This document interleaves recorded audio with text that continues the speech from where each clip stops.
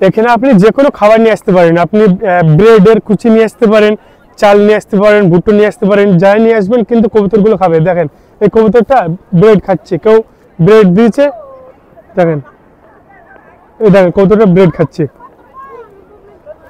যাক, এদের টুরিস্টদের সাথে সাথে এদের খাওয়া দাওয়া কিন্তু খুব ভালোই হয়, একটু একটা খোলামেলা জায়গায় এরা থাকতে পারে।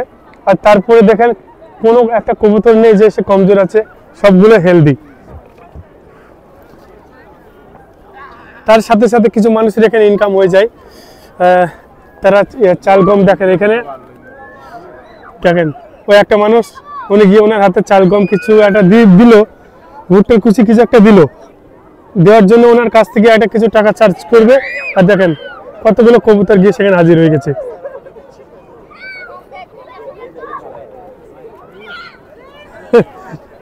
খাবার দেওয়ার সাথে সাথে এখানে পা ফেলতে পারবেন না।